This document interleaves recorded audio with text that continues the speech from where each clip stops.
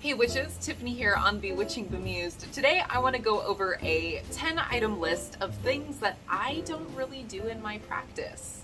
I think this was actually a trending topic a few years ago, but I came across somebody else's video covering this topic and I was like, that's actually interesting because a lot of the times, we're always talking about the things that we do include in our practice, that we don't really talk about the things that we don't include, or there are also certain things that I will recommend to others because I know that it's a common practice, and I do think that in certain situations it can be a useful practice. I just don't really do it myself. I should say that some of these are things I never do, and some of these are things that I don't really do, but I guess kind of maybe or every once in a while. So here we go. The first one is casting a circle and or calling the quarters, calling the corners, summoning the elements, that sort of thing, pre-ritual or pre-spell or pre-evocation or pre-divination reading. I want to list this one first because as a part of my basic witchcraft, kind of like beginners series videos, I am going to do one pretty soon about casting circles, why one might want to cast a circle, different ways to cast circles, etc., etc. And it just kind of feels weird to be putting out an instructional video on a topic that I don't actually practice myself. But that's not to say that I didn't previously practice it. I just, over time, discovered that it didn't really work into my particular practice because, well, here was part of it, is I would devote a lot of energy into circle casting, and especially energetic circle casting or calling of the quarters, the watchtowers, whatever your version is. I would put a lot of energy into that, and then I found by the end of it, I had so much less energy to devote to my actual spell work. That's when I started to wonder if it really had a place in my craft, because also you can do a physical circle. You don't have to perform an energetic circle casting, which takes up your energy, obviously. But I just have never really had the space for that. Like, this is my altar right behind me. This is where I do all of my work, but right just a few feet away is my work desk. In addition to that, a reason why people cast circles is to prevent negative energy from impacting their spell work. That's one reason. There's several, but I am so cautious of, not like overly cautious, but I'm constantly like actively cleansing my space and actively moving energy through here and cleaning out stale or stagnant or negative energy and raising positive energy. I'm doing that all the time, and especially, like I said, I do work in this space as well. So if I had a frustrating day at work, I come through and I kind of cleanse it of my own kind of negative ickiness. So I'm pretty much constantly doing that almost on a daily basis, and I have things that are perpetually doing the cleansing for me, and so I'm not too worried about that. Then on top of it, I know they say like, oh, if somebody else might interfere with your spell work. Personally, I don't know anybody who would do that. I'm not saying there's not somebody out there. I mean, could be somebody from YouTube who's seen me on YouTube and is like, I don't like her, and then tries to interfere with all my spell work.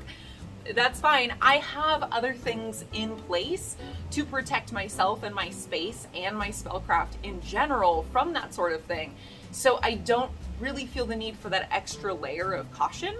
And then the final thing is, it's used during evocation for protection. Well, okay.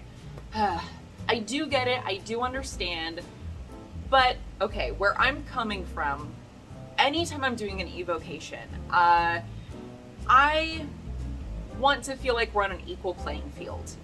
I feel like it could come across as disrespectful if I'm like, I need to protect myself from you, or I need to bind you to this, triangle or what have you. I don't judge people who do that sort of thing by any means. I just personally feel a little more comfortable. I actually do feel more comfortable if I kind of let down that guard a little and say, hey, I'm reaching out, and I'm comfortable with this because I'm powerful enough to banish you if I need to. I'm experienced enough to do so if I need to. So, be aware of that, spirit.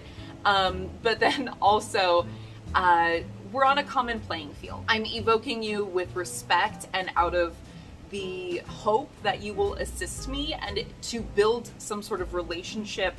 I don't want it to be like, but I don't trust you. I'm going to evoke you and I'm going to ask you a favor, but I don't trust you. I don't want to come from that.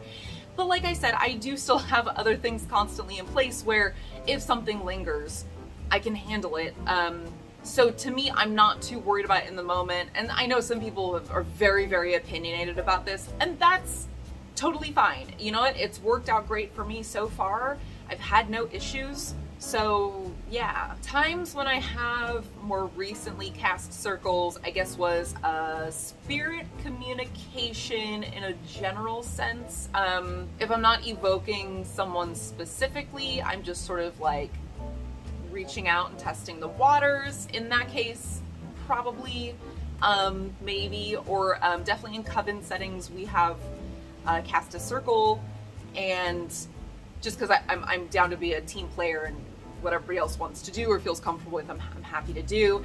And then also if I was doing spell work in a strange space, because like I said, a lot of the reason I'm not too worried about it is because I know my space and I have it kind of locked down very well energetically, so I'm not too worried about it. But if I was traveling and I was in a hotel room doing a working, yeah, I would probably cast a circle then, because I don't know what's happening in that hotel room. The next one is that I don't call upon deity for spell work, or probably very rarely.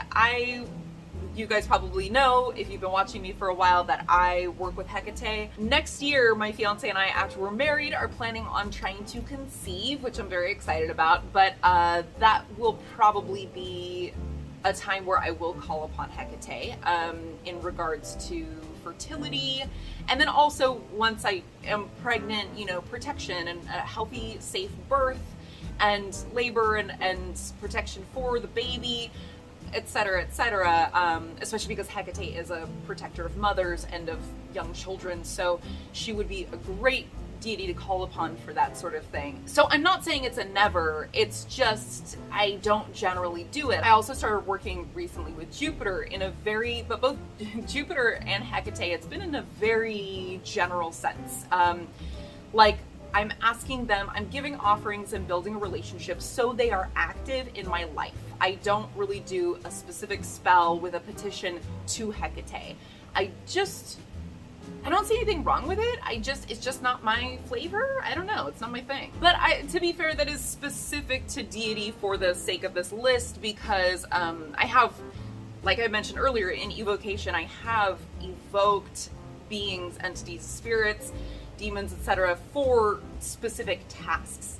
And so I have, but I would say in spell work, I don't really do petitions to deities specifically. I haven't, and I haven't really had an interest in it, because a lot of the times when I build a relationship with a deity in particular, it's because I want their energy and their presence in my life. I want to build a relationship, which does have a back and forth, but it's more like, hey, surprise me. I want to see what comes of this relationship. And if I do not have a relationship with a deity, I don't ask them for things, because I don't know, it's a little rude in my opinion. Again, I don't see anything wrong with it. I've just never really felt the need to do so, but that's gonna be changing in a few months here anyway, like I said, so I don't know. The next one is astrology, and you guys, if you've been around for a minute, you probably know this one already. I know almost nothing about astrology. And it's for various reasons, the biggest one being there's so much to learn. Like, so much. And it's not that it doesn't interest me. I mean, it does and it doesn't. Okay, here's the thing. So I do work with lunar energy and lunar magic, but astrology in general is kind of its whole other thing, and it is a huge other thing. And there's so much to learn, and somebody will say something that kind of piques my interest. Like in one of my recent videos, somebody commented and said that sounds like, I think they had said it sounds like a Pluto retrograde. And I was like, oh, I gotta look that up. But every time it does pique my interest, I go to look something up, and then reading about that, I have to look up like 10 other things. And then somewhere along the way, I go, I can't. It's so much. It's its own whole branch that is so complex. And I do find it interesting that I'm more like, hey, people out there who know more about this than me, please tell me what's up. I find it interesting, but to study as a whole is just probably not something I may not ever do. And I will just kind of leave it to the experts. And I'm happy to go to the experts and be like, tell me about it. Answer this for me. Look at my birth chart. Look at this. Look at that. Because I do find it interesting. It's just not something I have the patience to learn. It's like music. Like, I'm into so many different forms of art, and I do love music, but picking up an instrument and learning it, I have never had the patience for. Number 4 is that I no longer use other people's spells, and I haven't in a really long time. You guys, if you've been watching for a little while, you probably know this about me by now. I have taken pre-written spells and edited them. If I'm kind of lacking for inspiration or lacking for ideas, I will use a spell book to kind of give myself a template and work from there and kind of pull out certain ingredients and add in others, change the incantation, change the order of certain things, whatever I feel is right, but that's about it. There are some that I have used in the past that I really liked. I did eventually stop using them because I just found that stuff that I wrote or created myself or like I said, edited for myself, just works better for me. But I have shared the ones that I, with you guys. I've actually shared a few spells that were not mine, and I've given credit where credit's due, hopefully well enough. And yeah, but for the most part, I just don't really use other people's spells. I find my own to be so much more impactful. Number 5 is Astral Projection, which is something I'm kind of sad to say because I would love to. I just can't. Yeah, Astral Projection is just something that I have never been able to master or do, period. I just haven't. It's not that I won't keep working on it and trying, because like I said, I would love to be able to, but it's just never happened. And I don't know if you have any tips or tricks or special techniques that helped you get there, please leave them in the comments below, because I would really like to know. But really, in any endeavor, witchcraft or otherwise, there are just certain things that some people are just not really going to be that good at, and I've kind of at this point accepted that for me, that is astral projection. It's just not something I'm ever gonna be able to do. Number 6, I don't really make or grow my own stuff. I do harvest ingredients, and there are a few tools that I've made, but for the most part, I do make certain simple things like black salt. Black salt's very simple to make. I almost always have all the ingredients on hand, so whatever. But things like oils, and making your own incense, that sort of thing, I don't really do.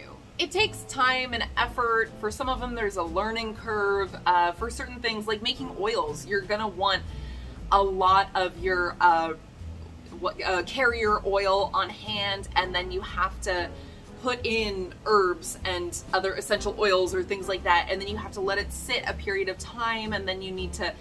there's just a lot involved, and it sounds really fun, but I just don't have the time for it.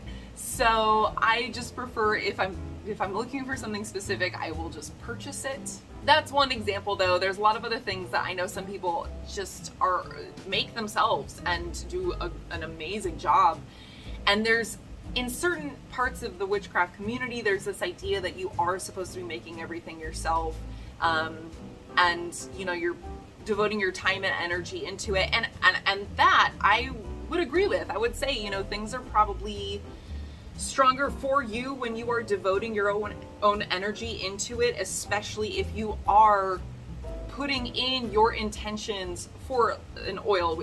I'll just use that as an example from here on out, but as you're putting each ingredient in, it's for a specific purpose, and you're charging it as you go with your own energy. I can see that for sure being more impactful, but again, it's just stuff that takes up time and space that I don't have. Maybe when I'm like retired, I will probably, or if someday YouTube is my full-time job, maybe then I will have the time to devote to it. When I own a house, I'll have the space to devote to it, who knows? But right now, that's just not happening. Number 7, I have never cast a love spell. a love spell. I have cast a self-love spell. That's it. I actually did a whole other video talking about kind of my personal take on love spells and really good alternatives to saying, you know, I'm gonna cast this spell to make this specific person fall in love with me. Like, I think there's some great alternatives. Yeah, I've only ever done a self-love spell. But anyway, I do have a video. I'll link it down below because I have a video on my opinions on love spells. Yeah. Number 8, I don't do tarot. I even got a tarot deck, right? It's right here. I used to do tarot a lot, and I will do it occasionally. But I bring this up because tarot is pretty much I would say actually it's the most popular form of divination that there is today. And I totally understand why. I completely get the appeal. I sit down, I can do a spread. I understand the meaning of the spread. Each card is its particular place and a reason it's in that place. And I can look at the card and I can look through the book and go, okay, this card means this. But kind of piecing them together, and especially as a whole in the spread, you know, reading them individually and all together has never been intuitive for me, which is weird because you essentially are doing the same thing when you do bone casting or when you do runes. It is essentially the same thing, reading them individually and then also looking at where they sit together in conjunction to one another and where they sit in their spread or in their throw and how they all work in those spots where they've landed and as a whole. And anyway, it kind of works the same way, but for whatever reason, tarot has just never been intuitive for me. It has never come smoothly for me. I love getting a tarot reading from people who do know them very well. I love it. I absolutely love it. I got a reading done from Lisa over at, you know, Beyond Authentic, which I need to hit her up. I haven't talked to her in a while. Lisa, if you're watching this, I'm sorry. But I really appreciate tarot and what it is, and I think I see so many beautiful decks that I'm like, ooh, I'm gonna buy that. And then I'm like, why would I buy it? I'm never gonna use it. So I love receiving a good tarot reading, but it's just not something that I do for myself, which, like I said, the reason I put that in this list is because tarot is pretty much the most popular form of divination right now. Number 9, I don't celebrate all of the Sabbats. I just don't. One of my first early videos that I ever made was talking about the Wheel of the Year, but also how to adjust the Wheel of the Year to work for your life. There are certain Sabbats that just don't really speak to me. What they symbolize doesn't really speak to me. Or some of them, I'm sort of like, okay, no two are identical, but some of them are very similar to one another. And sometimes I'll get to one and I'll be like, but didn't I just celebrate all of this? Or I live in California in the Bay Area, and you know, our weather patterns, and I'm sure a lot of people are experiencing this nowadays because of global warming, but our weather patterns don't always match up with the Wheel of the Year. You know, Imbolc, for instance, snow melting on the ground. Yeah, no. You know, greenery starting to spring up. Not really. For us, it used to be, I've talked about this before, it used to be the start of like our heavy rain season. And nowadays, not so much, like I said, global warming, but it just doesn't match up with Imbolc for me. There are the ones that I do habitually celebrate every single year, no matter what, for the most part. Those would be all of the solstices and equinoxes, plus Samhain. I have never, ever, ever not celebrated Samhain, for sure. But some of the cross-quarter days, you know, I might celebrate it one year and the next year I'm just not feeling it. Usually, for the most part, even if it's a Sabbath that I'm like, I don't feel super connected to this, I'll light a little candle, just, you know, or do maybe a little bit of decoration on the altar, just for the sake of it. So I'll do a little tiny observation of the day, but for the most part, there are some that I don't really celebrate ever, and there are some that I celebrate off and on, depending on the year. And yeah, I don't think there's anything wrong with that. And number 10, the final one, is probably not a shock, again, for those who have been around for a while on my channel, but I don't really use many tools. Ingredients, yes. Tools, not so much. I know there are some witches, there are a lot of witches out there actually, who are very much all about their tools, especially people who make their own. I think that's super cool, that they're all about, you know, the besom, the bowling, the athame, the wand, the sword, the staff, so many different things. And you know what? That's great. I just don't personally have a use for them. I've tried them out. They're just, for the most part, not for me. Most of my tools that I use are just because they're functional on a mundane level.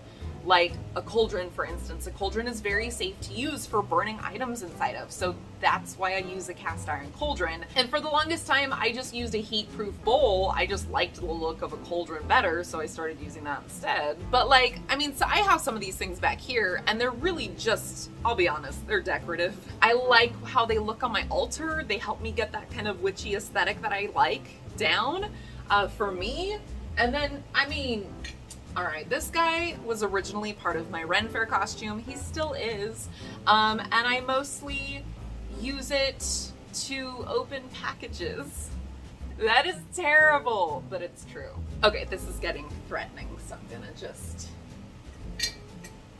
Yep, okay. I'm looking around, and I mean, for the most part, I'm mostly seeing ingredients and decor that I use as symbolism. But for the most part, I only really use tools for cleansing, for divination, or for very practical purposes. Like I said, the cauldron, or like, well, there's an orb, but that's divination, and then that's an incense burner, which you need to burn certain types of incense. So again, it's a very practical item on a mundane level. These are like the only ones I have, and I don't use them. So yeah, I'm just not big on tools. Okay, part of it is because I've talked about this so many times. I use my hands for directing energy. I don't really need anything else for that purpose. I just use my hands. And then the other part is that when it comes to the, like, things like the bowling, I'm okay with using objects that are used for other stuff. I understand why some people are like, nope, you have ceremonial items that you only use for ceremonial or witchcraft related purposes. I do get it. I just don't think it's very practical. I don't know. That's just the way it is. So the really fun thing that I find about this list is that any of this could change at any time. I don't know. A lot of these things were things that I used to do, and then eventually I stopped doing them. And there could be a point in the future where I end up doing them again, or I end up doing them with a twist, you know, or I do really find the patience within myself to learn that branch called astrology, or I find the ability to astral project, or I start to find a reason to start casting circles again. Or I just feel it feels right to me again, or what have you. Again, these could change at any time. Just at this point in my craft and in my journey and my practice and my spirituality, those are the 10 things that I don't do. There's probably a lot that I'm leaving out, but those are the ones that first kind of popped into my mind. But if you're new to my channel and you are curious about some of the things that I do currently do, maybe the ones that I do on a daily basis, you should check out this video right here.